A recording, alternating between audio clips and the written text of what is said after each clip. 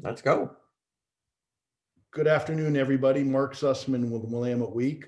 Really fortunate to be here with Jeff Miller, who runs CEO, president of Travel Portland, which I think is best characterized as sort of the principal organization whose job it is to get people excited about coming to our great city and visiting and spending a night or two in a hotel. How's that for a pedestrian interpretation of your organization? I think you got it right. Come spend a night in a hotel and spend your money. That's the only part you left out. So, Jeff, let me ask you to talk about that which anybody who is awake in Portland is aware of, which is that the travel business in Portland is, at least at the moment, if not dead, it is certainly um, it's certainly not alive in the way in which we used to think of it. So, just can you just talk about that for a bit? Sure. I would say that the travel business is hard hit globally. It's not just Portland.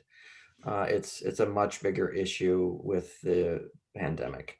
I would say that the good news is that downtown Portland, while it's is struggling with the lack of meetings and conventions, the outer areas are actually doing better than downtown. So people are indeed staying in hotels. The east side, the airport, Jansen Beach are doing better than downtown. Now they're not doing great, but we're in the same boat as most of our competitive cities. So I wouldn't say that we're any worse than anyone else. What is the hotel occupancy rate currently in the city of Portland? Do you happen to know that? It's about 27% overall. I think downtown is a little lower than that. Jansen Beach, when I looked for September, was at about 45, 50%. So, it varies throughout the city. And what, as a One of the general problems is matter, the average daily rate. is the average daily rate? Average, yeah, the average daily rate is down probably about 55%. And typically, Jeff, a traditional hotel, what sort of occupancy do they need to be able to be breaking even, let alone making money? I'm sure it's much higher than 27%. Yes, each hotel is different based on their debt load and sort of what they have invested into the hotel if it's been sold recently. So there's no one number that I can quote you. I know that we still have, I think, 7 or 8 hotels closed because it's a better financial decision right now for them at this point. So, Jeff, it seems to me that Portland is potentially in a little bit of a different situation than a lot of other cities, particularly as it relates to your business, for a couple reasons. One is that prior to the pandemic, Willamette Week did a cover story about how Portland had become so attractive to hotel companies that everybody and their mother was building a hotel in Portland. And when we published that story, the notion of that story was everybody's excited about Portland, but there are too many hotels being built. And at least a number of hotelers were telling us that there is going to be a really difficult couple of years where hotels are going to be competing. It's going to be great for tourists because room rates will go down, but it's going to be hard for only anybody other than deep pocketed hotels to make it. And that was before COVID.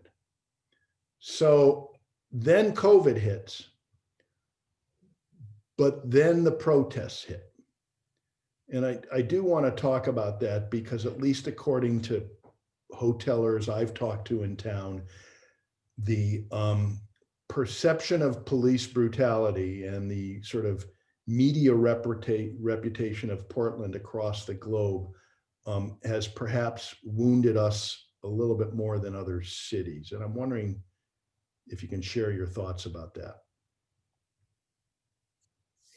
I'm going to go back to the beginning of your question and talking about the number of hotels built.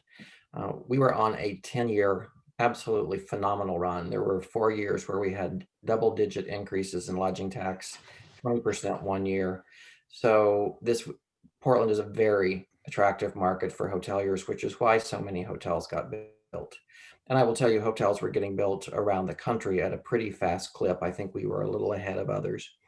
The Each hotelier makes an investment decision, and while it would have hurt existing hotels maybe for a year or so, the way that we've absorbed hotel rooms in the past in Portland has been very good. And with the addition of the Hyatt next to the convention center, our booking of major conventions in 22, 23, 24 are off the charts. Now, with 21, 20 and 21, we've had a lot of cancellations. So the pandemic certainly has hurt the meeting business around the world, not just us. So that's not unusual. So I think we are a market that will come back and we will absorb those rooms. It's going to take longer than anybody ever thought. And it will take some deep pockets on the part of hoteliers to survive that. As to the protest, I would say that, we, Seattle, Minneapolis, are all suffering from nightly protest. In Portland in particular, though, and I'll focus on Portland because it's what I know. We know from the omnibus survey that we did that people have seen a lot about the protest in Portland. It's most of it has been negative news, over 18,500 articles. The piece that I would say to you, though, is that when we've had protests or the Proud Boys or whomever in the past, we've really come out of that pretty well, and it's not affected tourism. I think we have the double whammy of the pandemic and the protest, but we have to look to the future. And right now we're looking at, as you put in the article, we have the Whitecaps here, we've got Top Chef.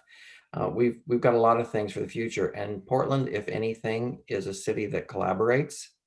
And so I think we will find a path out of this in the coming weeks. I think we all have to get through the election, and Portland will come back. Portlanders love Portland, and people that have been here before, as we saw in the omnibus survey, are more than willing to come back. So you've got to love us you got to know the people when you get here.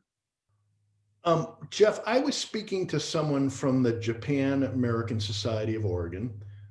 As you know better than I do, Japan provides a lot of tourists. There has been a love affair, frankly, between Portland and much of Japan for several years. As you know, we sent a reporter to Tokyo to try to understand why they love us so much, and did a story about it a couple of years ago. In any event, this individual that I've spoken to said that Japanese are very concerned about safety.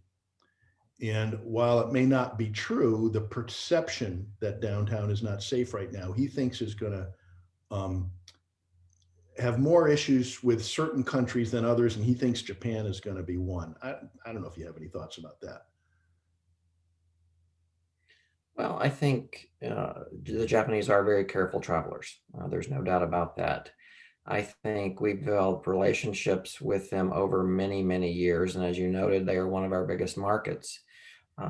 We look forward to opening that relationship back up when flights restart, hopefully in the spring. And so we're still bullish on Japan because there's such a love of nature and the kind of city we are, where you can really come and be who you want to be. And that's been a message that has resonated in Japan really, really well. So they'll be back. It's just going to take a while.